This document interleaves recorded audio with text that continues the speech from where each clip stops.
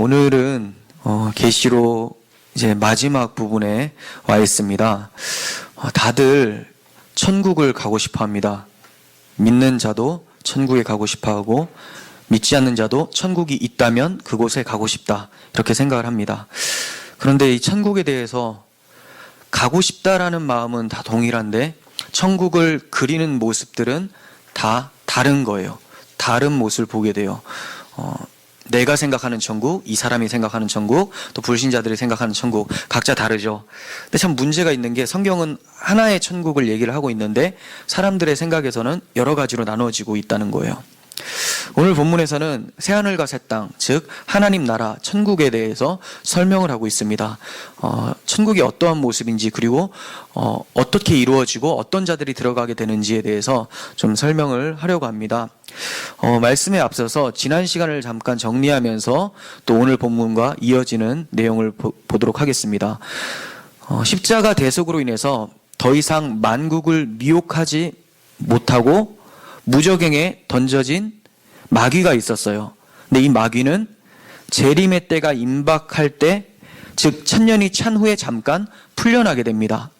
하지만 이건 사형장으로 끌려가고 있는 도중에 잠시 거세게 발악하는 모습이라고 말씀을 드렸어요. 이렇게 발악하는 모습이 사탄 마귀의 추종자들, 즉 곡과 마곡을 사탄이 미혹해서 성도들의 진을 공격하게 된다고 말씀을 드렸습니다. 근데 그렇게 공격을 하게 될 때 주님의 심판의 불이 그들을 불사르게 되고 마귀와 그 추종 세력들은 모두 다 불못에 던져지게 돼요. 이 불못이라는 둘째 사망에 던져진 자들의 특징은 지옥이죠. 여기 던져진 자들의 특징은 자기 행위를 의지한 것이고, 둘째 사망이 범접할 수 없는 자들의 모습, 즉 성도들의 모습은 예수의 행위를 의지한 것으로 우리는 볼 수가 있었어요. 그 예수의 행위를 의지한 사람들의 이름이 적힌 책을 생명책이라고 이렇게 말씀을 드렸습니다. 그래서 예수의 행위는 우리에게 생명을 가져다 준다는 의미로서 성도들의 이름이 생명책에 기록되어 있다고 말씀을 드렸습니다. 오늘 본문은 그렇게 거세게 발악한 마귀의 세력은 멸망을 당하지만 이 땅에서 예수를 증언함과 하나님 말씀 때문에 목배임을 당하게 된 성도들, 즉 예수와 함께 이긴 자들은 새하늘과 새 땅을 상속받게 된다라는 것을 말씀을 하고 있어요.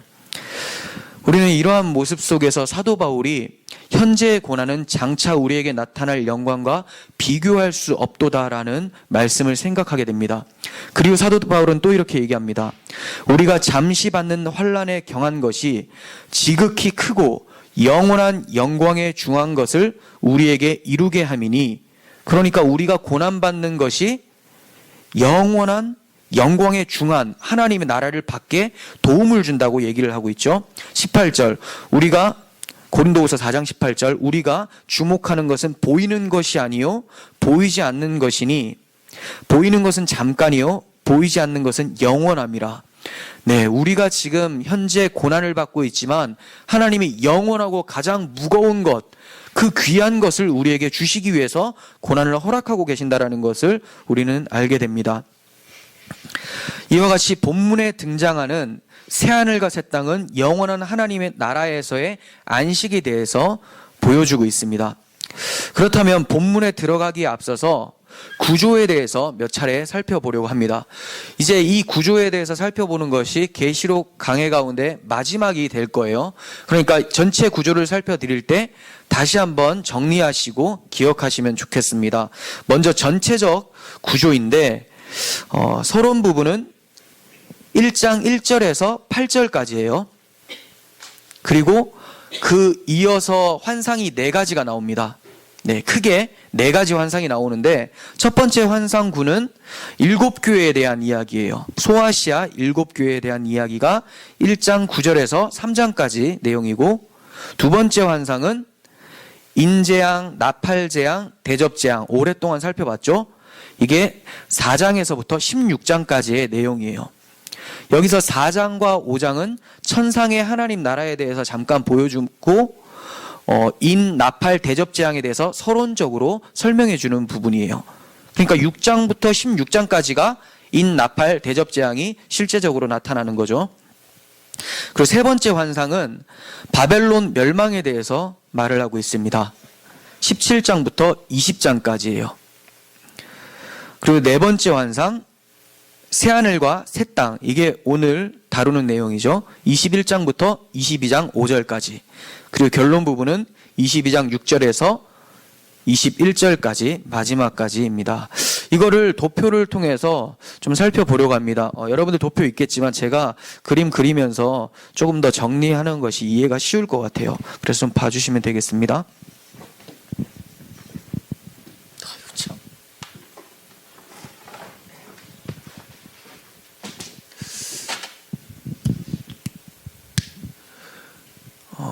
이 앞부분이 지금 반모섬에 있는 요한의 시기라고 보시면 돼요.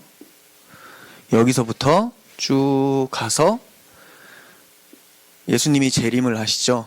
재림. 이쪽이 천상에 대한 모습을 설명하는 거고 지상 교회에 대한 모습이라고 보시면 됩니다. 그럼 여기에 뭐가 존재하냐면 첫 번째 환상이 나와요. 첫 번째 환상. 소아시아 7교회죠. 소아시아 교회. 네. 그리고 나서 이게 이제 1장 9절에서 3장까지의 내용이고, 여기가 두 번째 환상인데, 두 번째 환상 중에 앞부분 4장에서 5장이에요. 4장에서 5장. 천상의 하나님 나라에 대해서. 그러니까 소아시아 7교회에게 이겨라, 이겨라. 내가 너희와 함께 하니까 이겨라 라고 해놓고, 지금은 고통스럽지만 너희들의 결국은 이 천상의 모습이다. 안식의 모습이다라는 걸 말씀해 주고 있어요. 그리고 나서 두 번째 환상의 뒷부분이 나타나는데 이게 6장에서 16장까지의 내용이죠. 네. 여기에 인재앙, 나팔재앙, 대접재앙 이렇게 나타나게 돼요. 그리고 여기 재림 직전에 뭐가 있습니까? 말세에 가까울 때 세 번째 환상이 나타나는 거예요. 이게 뭐였습니까? 17장부터 20장까지의 내용인데 바벨론 멸망이었죠. 바벨론만 멸망합니까? 짐승과 거짓 선지자. 그리고 20장에 와서는 사탄이 다 멸망당하게 되죠. 무적행에. 요 모습은 이 최후의 멸망과 최후의 그 마귀가 발악하는 이 모습은 16장 끝에 그 멸망하는 모습이 나오는데 그거를 조금 더 크게 해석을 한 거예요. 확대 해석을 한 거예요. 네. 그리고 나서 네 번째 환상인 21장 1절에서 22장 5절까지의 내용이 등장을 하고 뒤에 결론 이렇게 나옵니다. 여기에 서론 있고. 이게 이제 전체적인 그림이에요. 네. 이렇게 보니까 좀 쉽죠? 아닌가요? 괜히 그렸나? 네. 자, 그러면 오늘은 어느 부분이냐? 네 번째 환상 부분에서 앞부분인데, 이 네 번째 환상은 그러면 딱 보면 21장 1절에서 몇 절이죠 이게? 앞에 첫째 부분이 헷갈리네. 8절인가? 그죠? 이게 오늘까지의 본문인데, 여기가 새하늘과 새 땅, 새하늘과 새 땅, 그리고 새 예루살렘, 새 예루살렘에 대해서 나와요. 이거를 크게 설명하는 거예요. 크게, 전체적으로. 그리고 그 밑에 21장 9절에서부터 22장 5절까지가 새하늘과 새 땅은 아니고 새 예루살렘에 대해서 자세히 설명을 하고 있는 부분이에요. 그러니까 오늘은 새 예루살렘과 새 하늘과 새 땅 입문 부분이라고 보시고 되고, 그 뒷부분은 이제 자세히 설명하는 부분이라고 보시면 되겠습니다. 오늘은 이 부분 할 겁니다. 근데 이 부분도 또 나눠져요. 너무 많이 나누죠? 21장 1절에서 2절까지는 요한이 본 것, 이건 제가 나누는 거예요. 본 것. 그리고 3절부터 8절까지는 들은 것. 예, 들은 것 이렇게 나옵니다. 뭘 봤는가? 새하늘과 새 땅, 새 예루살렘을 보게 돼요. 3절부터 8절까지 들은 것은 자, 이 새하늘과 새 땅, 새 예루살렘이 어떻게 이루어지고 누구를 통해서 이루어지고 누가 그곳에 들어가게 되는가에 대해서 설명을 하고 있는 본문이에요. 자, 그러면 계속해서 또 보도록 하겠습니다. 계시록은 여러분들께서 창세기를 좀 보셨으면 아시겠지만 굉장히 많이 닮아 있죠. 앞부분이 많이 닮아 있어요. 창세기 1장에서 천지 창조가 나오고 인간 창조가 등장을 합니다. 그리고 2장에 가서는 그 인간에 대해서 더욱더 확대해서 설명을 하고 있죠. 계시록도 마찬가지예요. 21장에서는 새하늘과 새 땅, 신천지인데 이게 말하기가 싫어서 신천신지를 만들고 그리고 신인간을 만들죠. 교회죠. 21장에서 22장에서 신인간에 대해서 더욱더 확대해서 설명을 하고 있죠. 굉장히 비슷해요. 왜 성경은 이러한 내용으로 시작해서 이렇게 마치고 있을까요? 왜 창조, 첫 창조로부터 새 창조로 마치고 있을까요? 하나님의 구원 계획을 설명하고 있는 거예요. 천지와 인간을 창조하셨는데 죄로 인해서 멸망하게 되었고 이 상태로 내버려 두지 않으시고 새롭게 천지와 새 인간을 창조하시는 내용이 바로 하나님의 구원 내용이에요. 이게 전체 성경의 내용이죠. 어떻게 해서 하나님이 첫 창조에서 부패된 그 창조된 세상을 새롭게 회복시켜 주시는가?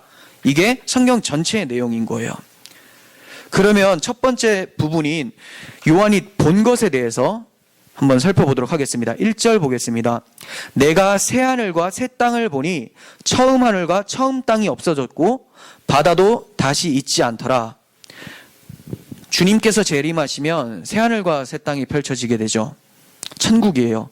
그런데 우리가 천국에 대해서 오해하는 부분이 많습니다. 이 땅은 완전히 불타서 아예 싹 없어지고 어떤 새로운 공간에, 새롭게 만들어진 공간에 우리가 가게 된다. 이렇게 많이 생각을 하게 돼요. 근데 새로운 공간으로 가게 되는 것을 천국이라고 하지 않고 성경에 따르면 지금 우리가 서 있는 이 땅이 형질이 변하면서 새로워지는 것이 천국이다. 이렇게 얘기를 하고 있어요. 지금 우리가 서 있는 이 땅, 밟고 있잖아요. 이 땅이 형질이 변해서 새로워진다라는 거예요. 그래서 여기서 새 하늘, 새 땅 할 때 이 새는 무에서 유를 만드는 네오라고 하는, 영어로 뉴죠, 뉴. 네오라고 하는 단어가 아니라 새로운 차원으로 변하게 되는 것을 말하는 카이노스라는 단어를 써요. 그러니까 있던 것에서 변해지는 거죠. 그러니까 예전 거와 연속성이 있으면서도 차원이 또 다른 불연속성을 가지게 되는 거죠. 이사야 65장 17절은 이렇게 말씀하고 있습니다. 오늘 본문도 이와 같은데 비슷합니다. 보라, 내가 새하늘과 새 땅을 창조하나니 이전 것은 기억되거나 마음에 생각나지 아니할 것이라. 자, 새 하늘과 새 땅이라고 하는 것은 옛날 하늘과 옛날 땅과 연관성이 있다는 거죠. 아예 같은 단어를 썼으니까. 너희는 내가 창조하는 것으로 말미암아 영원히 기뻐하며 즐거워할지라. 보라, 내가 예루살렘을 즐거운 성으로 창조하며 그 백성을 기쁨으로 삼고. 네, 그러니까 하늘과 땅이 있고 예루살렘도 있고 백성도 있는데 이것을 새롭게 한다라는 거죠. 원래 있던 것을 아예 다 없애고 뭐 특별한 어떠한 걸 만든다면 하늘이라는 단어를 안 쓰고 예루살렘, 백성 이런 단어를 안 쓰겠죠. 비유하자면 이것과 비슷합니다. 재림 시에 우리가 입게 될 영광스러운 몸, 주님의 부활의 몸과 비슷합니다. 이 땅이 변해지는 것이. 우리의 썩을 육체가 사라지고 우리에게 새로운 몸이 입혀지는 것처럼 이 땅에 새로운 땅이 이루어지는 거예요. 고린도전서 15장 42절. 죽은 자의 부활도 그와 같으니 썩을 것으로 심고, 지금 우리가 입고 있는 이 몸이 썩을 것이죠. 이것으로 심었더니 썩지 아니할 것으로 다시 살아나며. 네, 이 몸이 죽고 이 몸과 좀 다른 변형된 몸이 우리에게 만들어진다라는 거예요. 그리고 로마서 8장 21절, 그 바라는 것은 피조물도 썩어짐의 종로로 탄 데서 해방되어, 네, 있는 데서 해방이 되는 거지 사라지는 게 아니죠. 완전히 소멸되는 게 아니에요. 하나님의 자녀들의 영광의 자유에 이르는 것이니라. 피조물이 다 이제까지 함께 탄식하며 함께 고통을 겪고 있는 것을 우리가 아느니라. 그뿐 아니라, 그러니까 피조물이 바뀌는 것과 또 그뿐 아니라 하면서 비슷한 게 나오겠죠. 우리 곧 성령의 처음 읽은 열매를 받은 우리까지도 속으로 탄식하여 양자될 것, 곧 우리 몸의 속량을 기다리느니라 하면서 세상이 완전히 변해지는 것이, 형질이 변해지는 것이 우리 몸이 새 몸으로 변해지는 것과 이와 같이라고 하고 있죠. 그뿐 아니라 하면서, 예, 같은 모습으로 나타나는 거예요. 그러니까 지금 뭐 새하늘과 새 땅은 뭐 사람들 붕붕 날아다니면서 막 구름 타고 다니고 이렇게 생각하시면 안 되고, 비슷한 모습을 하고 있지만 죄가 없고 완전히 새로워진 모습이라고 보시면 돼요. 1절 하반부에 바다도 다시 있지 않더라라고 하죠. 이게 새하늘의 특징이죠. 새로운 땅에는 어떠한 수역도 존재하지 않는다라는 말이 아니에요. 물 있는 데가 있어요. 22장 1절과 2절에 봐도 수정같이 맑은 생명수의 강이 보인다 이렇게 하면서, 예, 수역이 있죠. 그럼 여기서 말하는 바다가 있지 않더라라는 건 뭡니까? 지상의 반역과 혼돈과 위험의 원천인 짐승이 출현하는 바다, 네, 악의 근원, 이런 것들이 뿌리 뽑혀서 사라지게 된다라는 거예요. 더 이상 창조가 위협받는 일이 없어진다라는 것을 말씀을 하고 있어요. 그렇다면 새하늘과 새 땅에는 어떤 사람들이 들어가게 될까요? 뭐 쉽죠. 성도들이죠. 그런데 성경에서는 성도라고 하지 않고 본문에서 새 예루살렘이다 이렇게 표현하고 있어요. 2절 보겠습니다. 또 내가 보매 거룩한 성 새 예루살렘이 하나님께로부터 하늘에서 내려오니 그 준비한 것이 신부가 남편을 위하여 단장한 것 같더라. 이상하다고 생각하실 수가 있어요. 예루살렘은 건물인데 이게 무슨 성도를 가리키는 건가? 그리고 신부가 단장한 것 같다라는 말은 예루살렘 성이 아름답게 내려오는 모습을 설명하고 있는 것이 아닌가, 이렇게 반문할 수도 있습니다. 그렇지만 9절과 10절을 보도록 하겠습니다. 7 대접을 가지고 마지막 7 재앙을 담은 7 천사 중 하나가 나와서 내게 말하여 이르되 이리 오라, 내가 신부 곧 어린 양의 아내를 내게 보이리라 하고, 자, 뭘 보여줍니까? 성령으로 나를 데리고 크고 높은 산으로 올라가 하나님께로부터 하늘에서 내려오는 거룩한 성 예루살렘을 보이니, 네, 신부죠. 예, 거룩한 성 새 예루살렘은 신부, 즉 성도를 말을 하고 있는 거예요. 그렇다면 왜 성도를 그냥 성도라고 하지 않고 새 예루살렘이라고 말씀을 했을까요? 예루살렘은 성읍이에요. 성읍. 이스라엘 사람들한테 예루살렘 하면 성읍을 상징합니다. 이렇게 울타리 있고 성벽이 있고 얘기하죠. 그 성읍 안에는 뭐가 있을까요? 성읍이니까 성전이 있겠죠. 즉 성전은 하나님이 거하시는 처소죠. 그 성전이 예루살렘 안에 있다는 것은 신랑이신 예수 그리스도께서 신부 안에 거하는 모습을 말씀을 하고 있는 거예요. 즉 그리스도와 신부와의 연합을 설명하고 있는 거죠. 그리고 다음 시간에 더 자세히 살펴보겠지만 새 예루살렘은 이 땅의 예루살렘과 다른 점이 있어요. 새 예루살렘 안에는 성전이 없어요. 아니 방금 예루살렘 안에 성전이 있기 때문에 그리스도와 연합된 교회를 설명하는 거 아닙니까? 이렇게 말씀을 드렸는데 왜 지금 성전이 없다고 할까요? 왜냐하면 성전은 예수 그리스도의 모형이기 때문에 새하늘과 새 땅이 이루어지면 성전은 사라지고 성전 대신 누가 있을까요? 예수가 계시는 거예요. 그게 21장 22절이에요. 성 안에서 내가 성전을 보지 못하였으니 이는 주 하나님 곧 전능하신 이와 및 어린 양이 그 성전이심이라. 즉 새 예루살렘이 완성되는 교회는 새 예루살렘이라는 완성된 교회는 예수를 성전으로 삼아 모시고 있는 상태인 교회를 말씀을 하고 있는 거죠. 그런데 이 새 예루살렘이 왜 하나님께로부터 하늘에서 내려온다고 설명하고 있을까요? 제가 지금 하나하나 다 살펴드리고 있는 거예요. 그냥 넘어가도 될 수도 있지만 여러분들이 더 묵상을 할 수 있도록 하기 위해서, 자, 왜 하나님께로부터 하늘에서 이 신부가 내려온다, 새 예루살렘 내려온다, 이렇게 표현하고 있을까요? 계시록 19장에서는 재림의 날에 어린 양의 혼인잔치가 펼쳐진다고 말씀을 하죠. 즉 신부인 교회가 신랑으로 오시는 예수님을 맞이하러 공중에서 영접하는 상태이기 때문에 그들이 하늘에서 내려온다, 이렇게 표현을 하고 있어요. 데살로니가전서 4장 17절 보겠습니다. 그 후에 우리 살아남은 자들도 그들과 함께 구름 속으로 끌어올려 공중에서 주를 영접하게 하시리니 그리하여 우리가 항상 주와 함께 있으리라. 예, 이렇게 표현하고 있죠. 주님과 함께 결혼식을 하고 맞이하고 이제 이 땅에 내려와서 새하늘과 새 땅에서 거하게 되는 거죠. 그래서 신부가 단장한 것처럼 거룩한 새 예루살렘이 싹 내려오는 거예요. 그런데 내려오는 성도들의 모습을 왜 그 준비한 것이 신부가 남편을 위하여 단장한 것 같다, 이렇게 표현을 하고 있을까요? 왜 신부라고 할까요? 예수님의 신부인 교회에 대해서는 에덴 동산에서부터 계시가 되어 왔어요. 아담에게 아내를 짝지어 주실 때 아담의 갈비뼈를 통해서 하와를 만들죠. 근데 아담이 이 하와를 보고 뭐라고 얘기합니까? 이는 내 뼈 중에 뼈요, 내 살 중에 살이다 해요. 뼈를 뽑았으면 내 뼈다라고 해야 되는데 왜 살까지 붙였을까? 네, 이거는 뼈와 살은 몸을 얘기를 하는 거죠. 앞으로 그리스도의 몸된 교회를 설명하기 위해서 에덴 동산에서부터 그림자로 보여주셨던 거예요. 그래서 예수님께서 십자가에서 갈비뼈가 적출되는 사건이 뭡니까? 창 찔려지고 피가 쏟아지잖아요. 예, 예수 그리스도의 피값으로 인해서 교회가 탄생되어지게 되죠.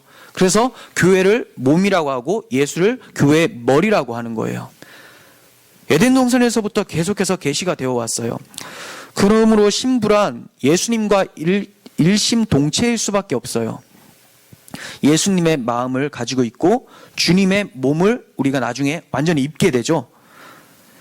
성경은 이를 신랑과 신부 또는 머리와 몸 그리고 포도나무와 가지 등으로 계시를 했었습니다.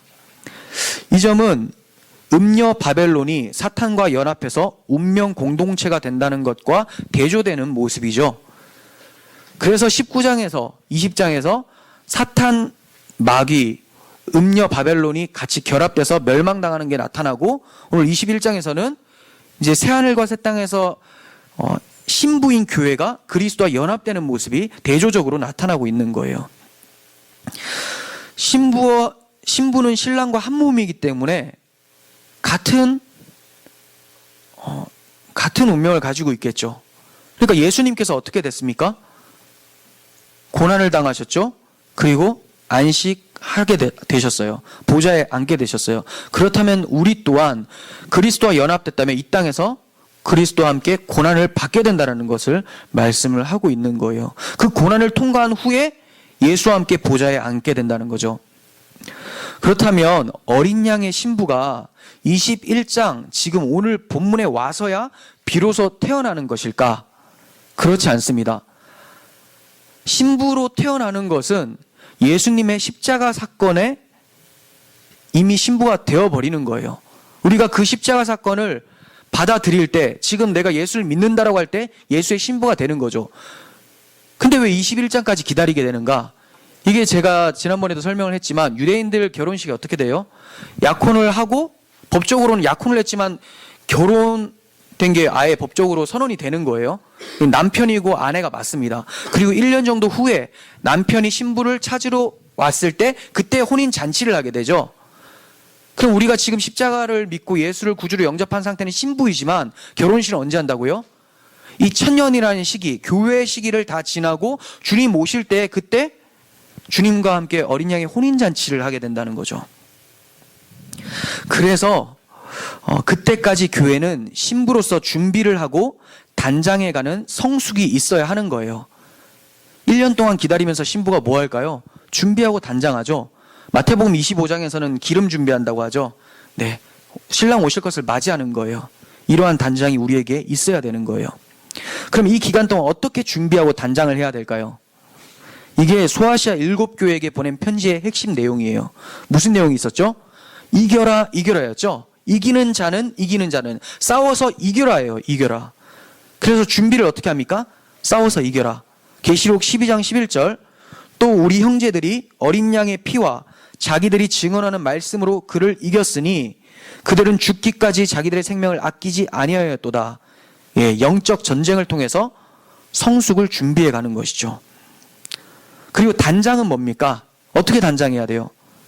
정절로서 단장하라고 말씀하고 있습니다. 정절로서. 계시록 14장 4절 12절, 이 사람들은 여자와 더불어 더럽히지 아니하고 순결한 자라. 예, 음녀죠. 세상의 가치관에 흘러가지 않는 정절을 지키는 자, 어린 양이 어디로 인도하든지 따라가는 자며 사람 가운데서 속량함을 받아 처음 익은 열매로 하나님과 어린 양에게 속한 자들이니 성도들의 인내가 여기 있나니 그들은 하나님의 계명과 예수에 대한 믿음을 지키는 자니라.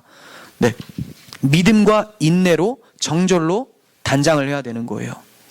이러한 모습이 교회의 모습입니다. 비록 지금 세상에선 초라하고 미약해 보이지만 아름답게 단장한 그리스도의 신부로 준비되고 단장되어서 하늘로부터 내려오게 되는 것이 우리들의 마지막 모습이라는 거예요. 이 영광이 너무나 크기 때문에 대조적으로 불신자들의 멸망을 또다시 언급하면서 성도들이 받게 될 영광을 더욱더 크게 만들어 표현을 하고 있는 거예요. 8절 보겠습니다. 그러나 두려워하는 자들과 믿지 아니하는 자들과 흉악한 자들과 살인자들과 음행하는 자들과 점술가들과 우상숭배자들과 거짓말하는 모든 자들은 불과 유황으로 타는 못에 던져지리니 이것이 둘째 사망이라. 네, 이것이 둘째 사망, 지옥에 던져진다고 하죠. 이들이 누굽니까? 음녀 바벨론이죠. 사탄의 추종자들을 말씀을 하고 있는 거죠. 생명책에 기록되지 않고 자기 행위책에 기록된 자들이죠.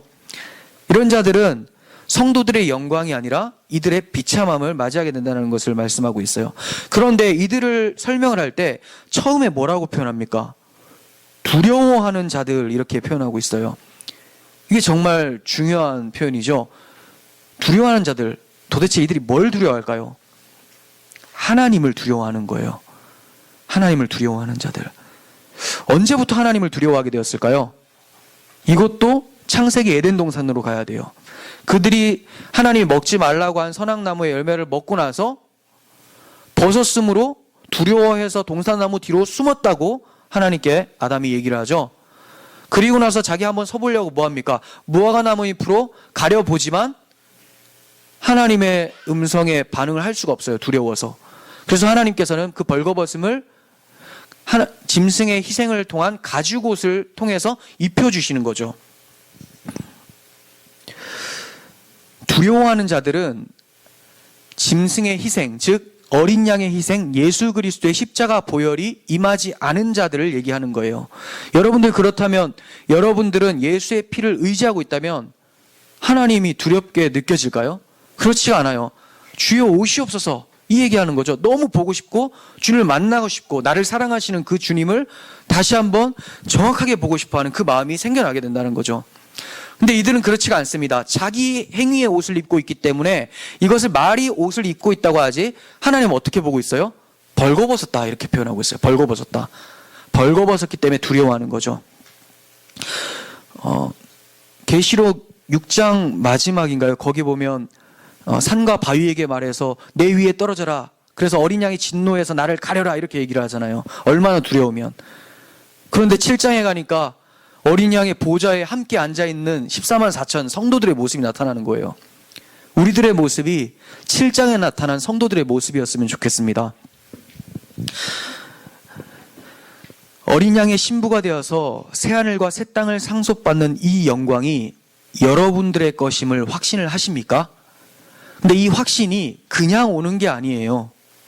7절에서는 이기는 자는 이것들을 상속받는다라고 해요. 이기는 자는 상속받는다. 어떻게 이기시겠습니까? 내가 죽어야지 이기는 거예요. 어떻게 죽어요? 나라는 자아가 그리스도에게 죽어지고 그리스도가 내 안에서 살아날 때만 이길 수가 있는 거예요. 수많은 믿음의 선배들은 자신들이 삭제되었었어요. 우리가 영광만을 바라면서 여전히 자기 사랑에 사로잡혀 있다면 둘째 사망은 순순히 물러가지 않을 것입니다. 준비하고 단장하십시오. 그리하여 신랑이신 주님과 함께 이기는 자의 상속을 받는 우리들이 되기를 소망합니다. 두 번째 단락입니다.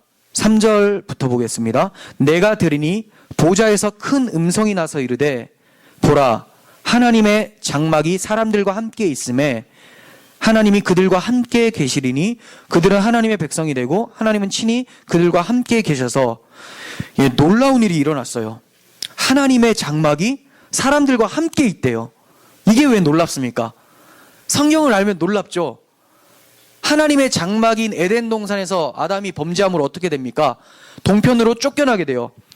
들어올 수 있을까요? 절대 못 들어와요. 그래서 불칼로 지키고 있죠. 들어오면 죽는다, 심판받는다 이거예요.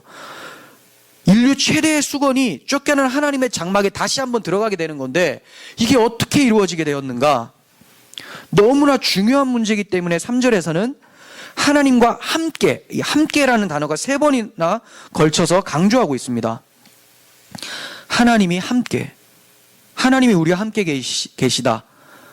여러분들 이거 어떻게 표현합니까? 히브리어로? 대단하십니다. 히브리어를 전공하신 것 같아요.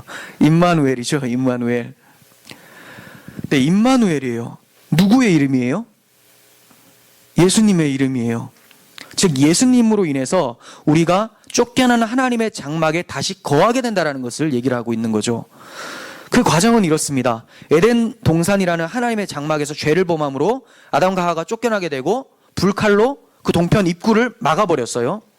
이후에 하나님은 이스라엘 백성에게 하나님이 거하시는 것을 상징으로 성막을 주셨어요. 그 성막에서 어린 양의 피로 제사를 드리고 하나님이 계신 지성소에 들어가서 하나님을 만날 수가 있었죠. 하지만 이것은 일시적이고 모형일 뿐이에요. 그래서 히브리서 기자는 이렇게 설명을 하고 있습니다. 좀 길지만 살펴보겠습니다. 히브리서 9장 8절부터 성령이 이로써 보이신 것은 첫 장막이 서 있을 동안에는 첫 장막이 성막이죠. 성소에 들어가는 길이 아직 나타나지 아니한 것이라 이 장막은 현재까지 비유니 현재까지라는 것은 예수님 오실 때까지 비유라는 거예요. 이에 따라 드리는 예물과 제사는 섬기는 자를 그 양심상 온전하게 할 수 없나니 이런 것은 먹고 마시는 것과 여러 가지 씻는 것과 함께 육체의 예법일 뿐이며 개혁할 때까지 맡겨둔 것이라. 어떻게 개혁됐습니까?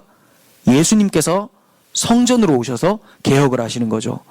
그리스도께서 장래 좋은 일에 대제사장으로 오사 손으로 짓지 아니하는 것 곧 이 창조에 속하지 아니한 더 크고 온전한 장막으로 말미암아 염소와 송아지 피로 하지 않고 오직 자기 피로 십자가에서 죽으심으로 영원한 속죄를 이루사 단번에 성소에 들어가셨느니라. 대제사장이 해마다 다른 것의 피로써 성소에 들어가는 것 같이 자주 자기를 드리려고 하지 아니할지니 그리하면 그가 세상을 창조한 때부터 자주 고난을 받았어야 할 것이로되 이제 자기를 단번에 제물로 드려 죄를 없이 하시려고 세상 끝에 나타나셨느니라. 네. 그러니까 예수님은 이전에 성막에서 제사장들이 매번 어린 양을 잡고 희생을 통해서만 들어갔는데 예수님은 이제 더 이상 제사를 드릴 필요가 없어요. 단 한 번의 자기 피로 성소의 휘장을 찢어버리셨다라는 거죠. 들어갈 수 있게 만드셨어요. 즉 예수님의 십자가 대속으로 인해서 진정한 하나님의 장막, 하나님 품에 들어갈 수 있게 되었다라는 것을 히브리서 기자가 말씀하고 있습니다. 주님은 우리가 하나님 품에 거할 수 있도록 성육신하셔서 우리와 함께 거하셨습니다. 성경은 성육신 자체를 하나님의 장막이 쳐졌다 이렇게 표현하고 있어요. 요한복음 1장 14절에서 말씀이 육신이 되어 우리 가운데 거하심에라고 할 때 이게 이제 자주 말씀드리지만 장막을 치다라는 단어죠. 거하다라는 단어가 스케노, 장막을 치다. 그러니까 주님이 우리에게 장막을 치시고 우리와 함께 공생애를 살아가신 거예요. 외적으로 함께 하신 뿐만이 아니라 내적으로 영으로도 우리와 함께 하시기 위해서 십자가에서 죽으시고 부활하신 후에 승천하셔서 성령을 보내주셔서 우리 안으로 오셔서 함께 거하시게 된 거죠. 그러니까 공생애를 통해서 외부적으로도 함께 계셨지만 성령을 통해서 지금 우리 안에도 성령이 예수님이 함께 계시는 거죠. 그렇게 성령의 내주하심으로 인해서 성도는 이 땅에서도 주님과 함께 천국을 살아가게 되고 마지막 재림의 때에 새 몸을 입고 온전히 하나님 안에 거하게 되는 거예요.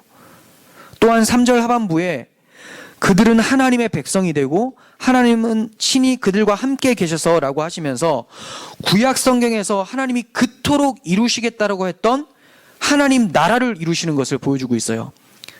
하나님 나라, 하나님 백성이 있어야 되죠. 하나님의 통치가 있어야 되죠. 하나님의 땅이 있어야 되잖아요. 그게 바로 하나님의 백성이 되고 하나님은 친히 그들과 함께 계셔서라고 하는 하나님 나라라는 말이에요.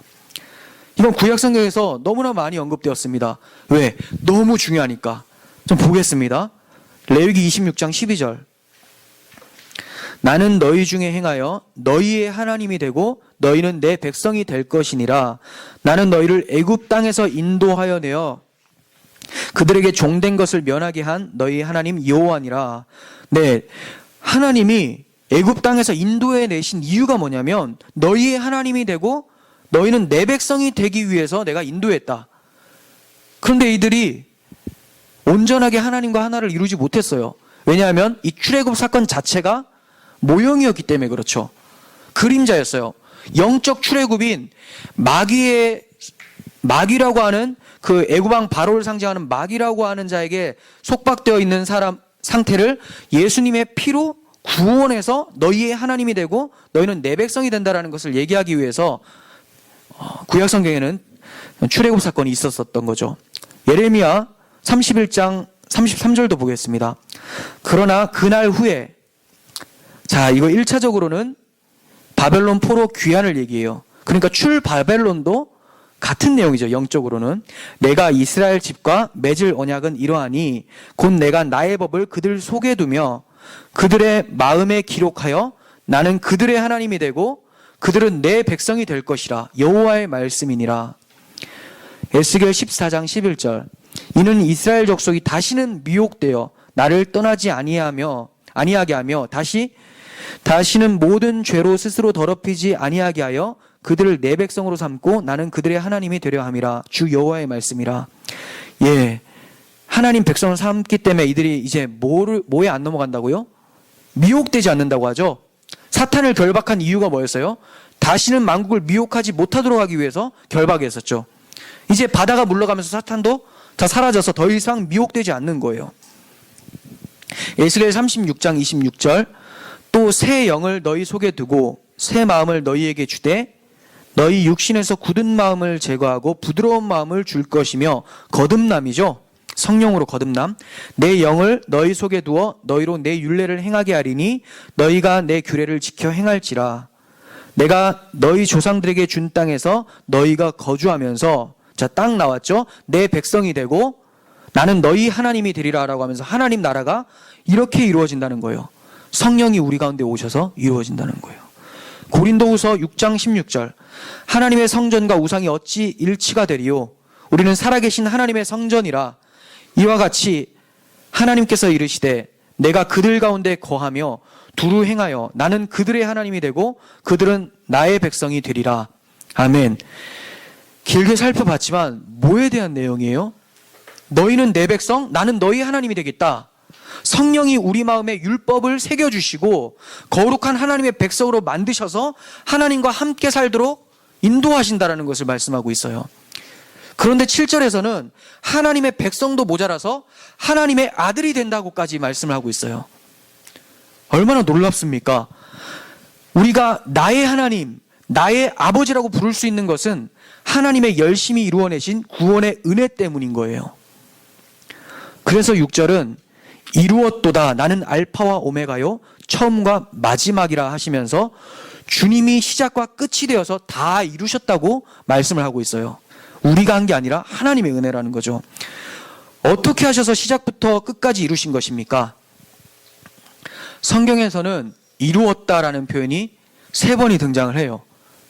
창세기 2장 1절에서 천지를 만드시고 다 이루어졌다 이렇게 말씀하고 있죠. 그리고 오늘 본문 6절에서 이루었도다 나는 알파와 오메가요 처음과 마지막이라. 근데 이게 시작과 끝이에요. 근데 이게 중간에 무엇으로 이루어질까요? 요한복음 19장 30절 예수께서 신 포도주를 받으신 후에 이르시되 다 이루었다 하시고 머리를 숙이니 영혼이 떠나가시니라. 십자가 사건으로 인해서 새하늘과 새 땅이 창조될 수 있었다는 것을 성경은 증거하고 있습니다.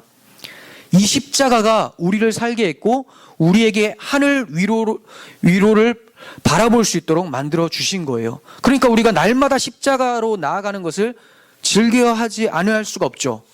계속해서 십자가를 찾을 수밖에 없어요. 그런데 십자가는 사실 우리한테 참 부담스러워요. 왜 그렇습니까? 자기 부인을 의미하기 때문에 그래요. 십자가가 뭐예요? 죽음의 상징이잖아요. 너 저기서 죽을래? 이 얘기예요. 십자가 앞에 나가라 이 말은 너 저기 가서 빨리 죽어라 이 얘기예요. 얼마나 부담스럽습니까? 내가 내 뜻대로 뭔가 하고 싶은데 그걸 계속 죽이라고 하는 거죠. 아담의 마지막 숨통이 뭔 줄 아십니까? 자기 사랑이라는 거예요. 자기 사랑. 디모데후서 3장 1절 2절에서는 말세에 고통하는 때가 이르리니 어떤 모습이 나타난다고요? 처음에 뭐라고 하냐면 사람들이 자기를 사랑하고 이렇게 얘기해요. 타락한 아담의 마지막 숨통은 자기 사랑이라는 거예요. 이 숨통이 여러분들에게 아직까지 붙어 있다면 우리는 마지막 사람인 예수 그리스도로 사는 것이 아니라 옛사람 아담의 생명을 가지고 사는 자들인 거예요. 그렇다면 둘째 사망이 지나가겠습니까? 못 지나가요. 그래서 우리가 자기 부인이 그렇게 중요한 거고 날마다 그 십자가를 내 가슴에 새겨야 된다는 거예요. 저 십자가 보면서 나는 주님과 함께 죽었지. 이제 주님으로 살아야 되겠구나. 주님 뜻대로 살아가야 되겠구나. 이거 생각하면서 세상을 살아갈 때 여러분들이 진짜 새하늘과 새 땅에 거하는 왕같은 제사장의 모습으로 살아가게 되는 것입니다. 자기 부인으로 인해서 고통스러워하고 많이 울어봐야 돼요. 박해로 인해서 애통해 봐야 합니다. 그럼에도 불구하고 끝까지 믿음을 지킨 이긴 자로 살아갈 때 주님께서 모든 눈물을 그 눈에서 닦아주시고 다시는 사망이 없고 애통하는 것이나 곡하는 것이나 아픈 것이 다시 있지 않게 되고 처음 것들이 다 지나가게 하시는 경험을 하게 될 겁니다. 주님이 우리들의 눈물을 닦아주실 그날을 바라보면서 오늘도 울며 씨를 뿌리는 우리 모두가 되기를 소망합니다. 기도하겠습니다. 하나님 아버지, 새하늘과 새 땅, 우리들의 마지막 모습임을 보게 됩니다. 신부와 같이 준비되고 단장된 새 예루살렘의 모습이 우리들의 모습이기를 간절히 소원합니다. 주님께서 허락하신 이 1000년의 기간 동안 준비하고 단장함으로 여기서 힘써 싸우고 정절을 지키며 믿음으로 주님의 나라에 들어가기를 간절히 소망합니다. 우리에게 그 믿음 허락하여 주시고 날마다 주님과 함께 십자가에 못 박힘으로 주와 함께 다시 한번 살아나고 마지막 날에는 영광스러운 부활의 몸을 입고 주님과 함께 혼인잔치를 하게 될 그날을 바라보며 살아가게 하여 주시옵소서. 예수님의 이름으로 기도합니다. 아멘.